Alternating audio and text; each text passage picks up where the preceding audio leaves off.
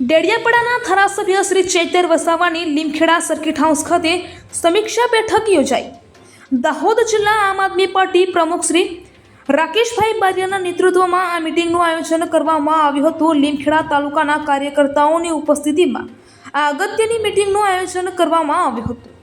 લીમખેડા તાલુકાના તમામ કાર્યકરો મોટી સંખ્યામાં ઉપસ્થિત રહ્યા હતા। ત્યારબાદ પ્રભુ માંધાતા મહારાજને ફૂલહાર કરી પૂજા અર્ચના કરી હતી। ગુજરાત કાર્યકારી અધ્યક્ષ અને ડેડિયાપાડાના ધારાસભ્ય ચૈતર વસાવા સાહેબ તેમજ આમ આદમી પાર્ટીના પ્રજાના દિલમાં વસતા એવા નરેશ બારિયા સાહેબ અને દાહોદ જિલ્લા મહામંત્રી રાજુભાઈ કટારા, લીમખેડા તાલુકા પ્રમુખ શ્રી સચિનભાઈ રાવત અને સિંગવડ તાલુકા પ્રમુખ પ્રવીણભાઈ ડામોર અને મહિલા પ્રમુખ શર્મિલાબેન બેદી, સિંગવડ તાલુકા પ્રમુખ તેમજ આમ આદમી પાર્ટીના નાના મોટા તમામ હોદ્દેદારો ઉપસ્થિત રહ્યા હતા। અહેવાલ સુરેશ મકવાણા, ગુજરાત બ્યુરો ચીફ સાથે પંકજ ડાયરા। આજે આ લીમખેડા મુકામે આપણા એક આદિવાસી સમાજના નેતા ગણીએ તો અને પાર્ટીના જો આપણે મોટા નેતા ગણીએ તો આપણી પાસે ઉપસ્થિત થયા છે એવા પ્રદેશના કાર્યકારી પ્રમુખ ચૈતરભાઈ વસાવા સાહેબ।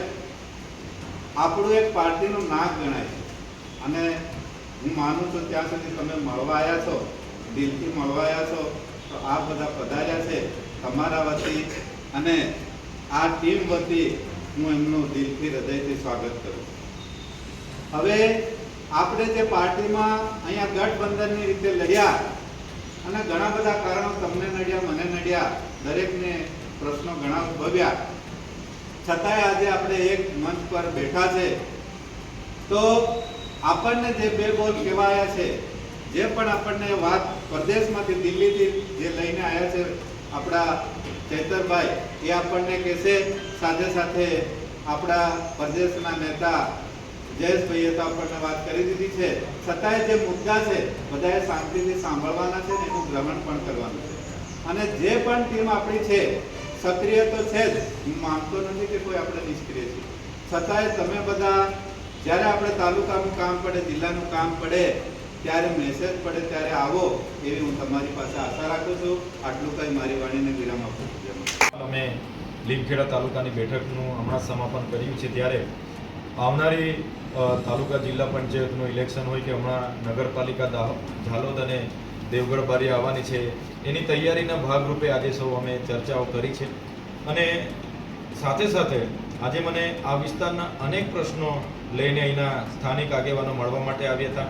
એમાં દાહોદ જિલ્લામાં 108 શાળા એવી છે જ્યાં માત્ર એક જ શિક્ષકથી એ શાળાઓ ચાલે છે।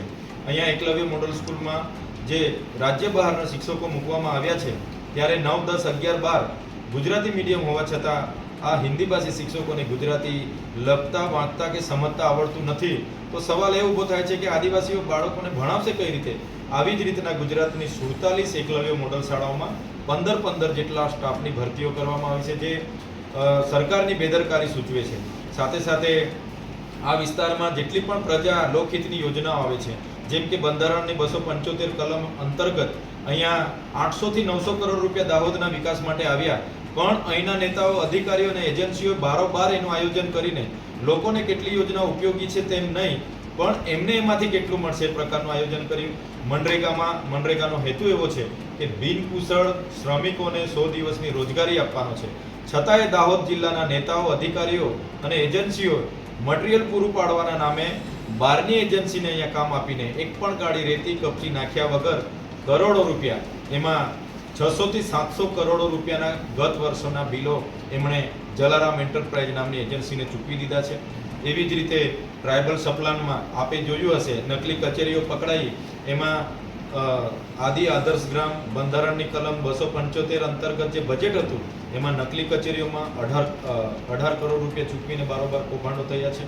સાથે દરેક એટીવીટી હોય, વિકાસશીલ હોય, ડિસેટ હોય, તમામ યોજનાઓમાં લોકહિતોના માટે ગુજરાત અને કેન્દ્ર સરકારનું આવનારું નાણાકીય જોગવાઈ છે, તમામમાં ખૂબ મોટા પ્રમાણમાં દાહોદમાં ભ્રષ્ટાચાર થાય છે।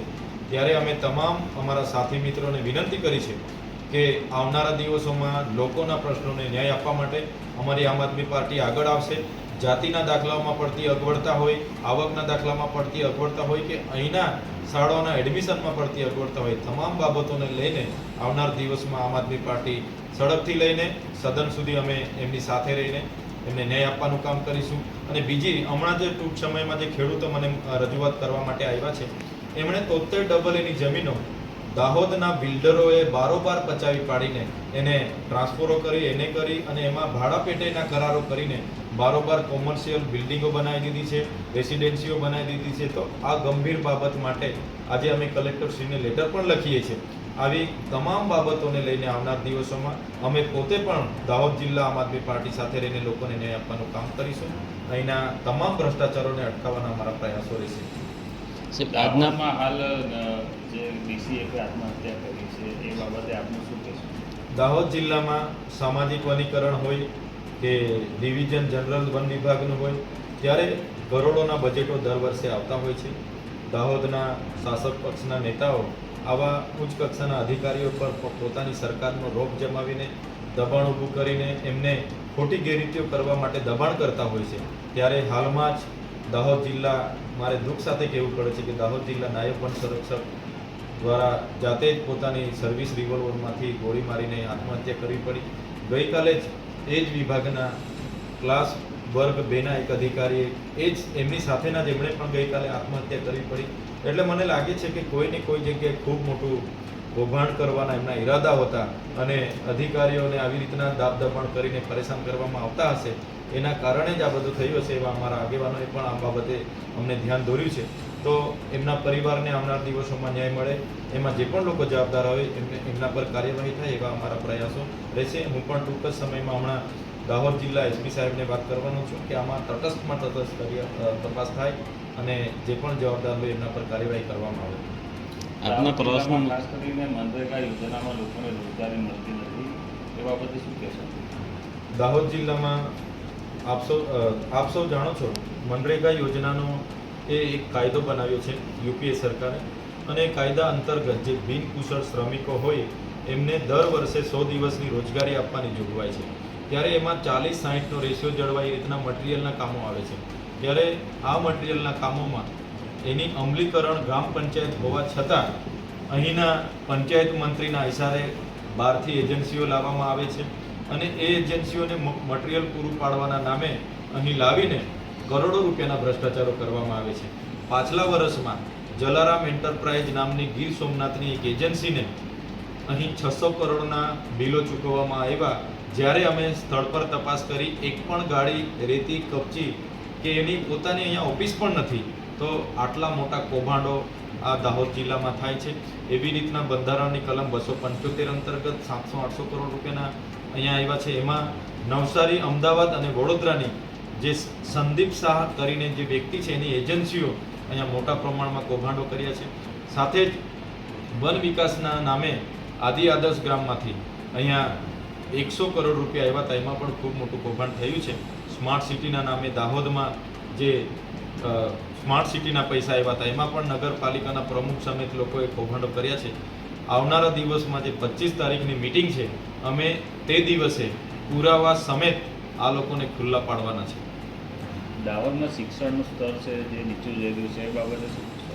અમે અહીં આવ્યા ને જોયું, અમને એવું હતું કે દાહોદ જિલ્લાના પ્રભારી પોતે શિક્ષણ મંત્રી હોય, પોતે આદિજાતિ વિકાસ વિભાગના મંત્રી હોય, તો અહીંયા બધા શિક્ષણનું સ્તર સારું હશે એવું અમારા ધ્યાન પર હતું, એવું અમારા મનમાં હતું. જેવા અમે દાહોદમાં આવ્યા છે તો દાહોદમાં 108 શાળા એવી છે જે માત્ર એક શિક્ષકથી ચાલે છે. હવે એક શિક્ષક 1 થી 5 ધોરણને કેવી રીતના ભણાવશે? એવી કેટલી 100થી વધારે શાળા એવી છે ત્યાં ઓરડાઓ નથી. બાળકો આજે પણ ઓટલા પર કે ઝાડ નીચે બેસીને ભણવામાં મજબૂર છે. તો આ વરવી વાસ્તવિકતા છે. આપણે દેશને વિશ્વગુરુ બનાવવાની વાત